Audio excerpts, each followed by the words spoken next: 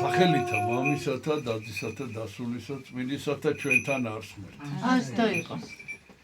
დღეს ავიკითხეთ სახარებიდან ადგილი, რომელიც შეიძლება ითქვას, რომ ალბათ თუ შეიძლება საერთოდ სახარებაზე ესე ითქვას, ალბათ ყველაზე ნაკლებად აქცევენ ადამიანები ყურადღებას ამ ადგილს. ეს არის ამბავი, რომელსაც რაღაც უყურადღებოდ ტოვებს ყველა, რა და არის ძალიან მნიშვნელოვანი ამბავი. იესო შევიდა პეტრე მოციქულის სახლში და განკურნა პეტრეს სიდედრი.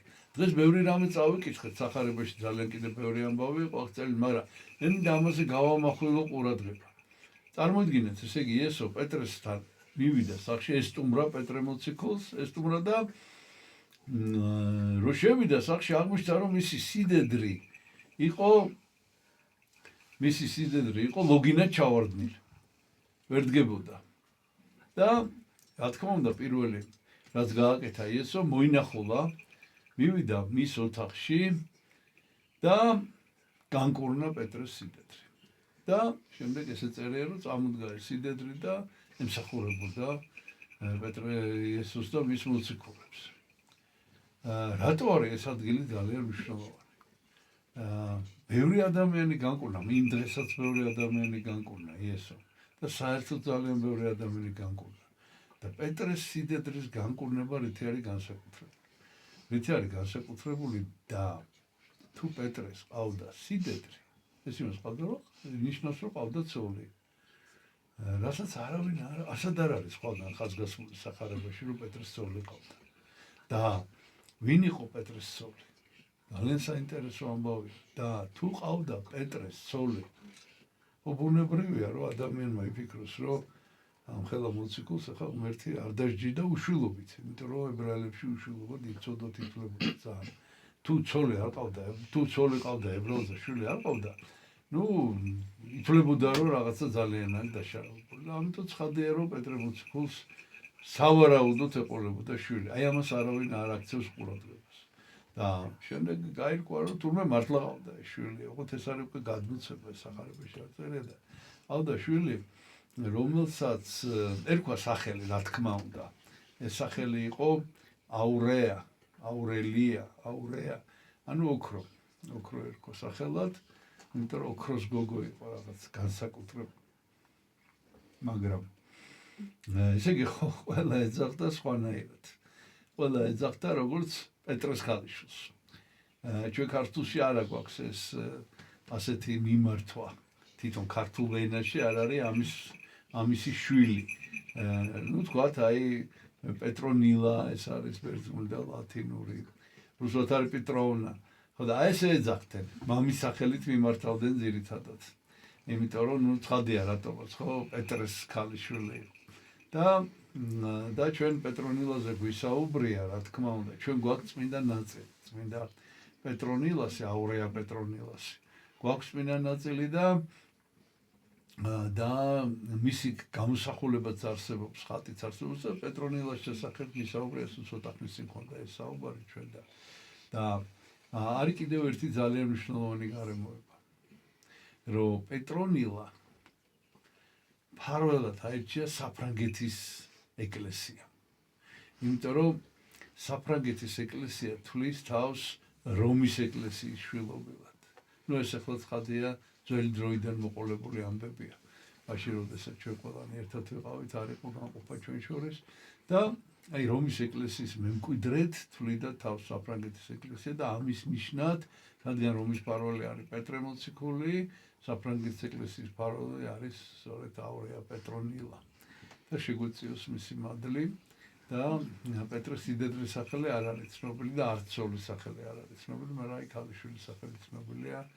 ძალიან შთამბეჭდავი ისტორია არის მასთან დაკავშირებული და მისაუბრია ამის შესახებ აღარ მოყვებით და კიდევ დღეს არის ხსენება, კალენდარული ხსენება არის წმინდა ელისე წინასწარმეტყველის.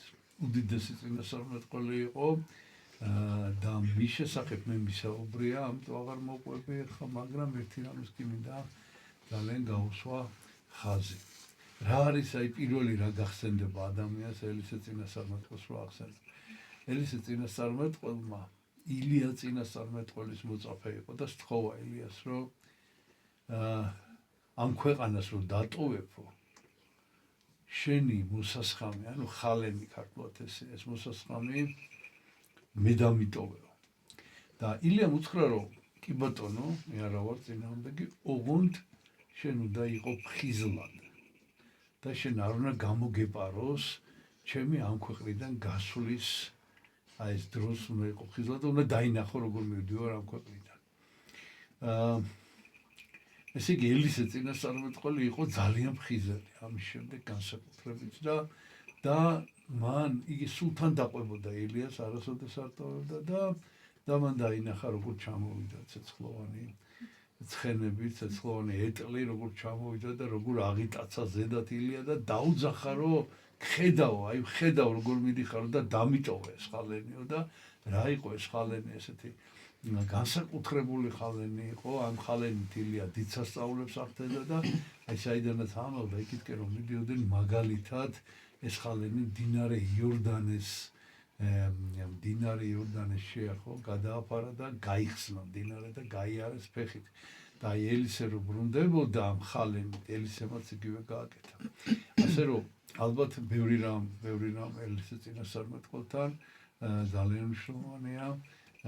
ელისესაც ჰყავდა მოწაფე იონა წინასწარმეტყველი და რა თქმა უნდა ამაზე აღარ მოვყვები ბევრს, მაგრამ აი მთავარი კი მინდა გითხრათ, რომ საღვთო წერილში ბევრ ადგილას არის ეს სიტყვები ფხიზლად იყავით, გაიღვიძეთ. აი ეს გამოღვიძება ადამიანს მიდრეკილება აქვს ბუნებით აი მოდუნებისაკენ, ყურადღების მოდუნებისაკენ და ესე წერია სახარებაში რომ როგორც ქურდი შეიპარება სახში, აი ესე მოხდება მეორედ მოსვლა და ესე შეიძლება ესე იგი ადამიანს გამოეპაროს ეს რაღაცა უმნიშვნელოვანესი მოვლენა. სხვადასხვა მიზეზის გამო და აი ფხიზლად მოკლედ მე მოგიწოდეთ თქვენს და საკუთარ თავსაც რომ სიფხიზლე არ გქონდეს, არასოდეს არ დავკარგოთ სიფხიზლე, აი როგორც არ დაკარგა სიფხიზლე ელისე წინასწარმეტყველმა და ჯილდოთ მიიღო უდიდესი სიწმინდე, რომელიც ჩვენთვის ქართველებისათვის არის ძალიან მნიშვნელოვანი, იმიტომ რომ ეს ხალენი ილია წინასწარმეტყველის ხალენი ცხეთაში ინახება ჩვენთან ჩამოგზავნდა როგორც წინასახი იესო ქრისტეს კვართისა და დაეფლა იქ ეს ხალენი, სადაც ახლა დღეს იესო ხალენი კი არა ეს ხო ხალენი ილიას ხალენი, სადაც იესოს ქრისტეს კვართი არის დღეს დაფლული. ღმერთმა დაგლოცოთ ჩვენთან არს ღმერთი.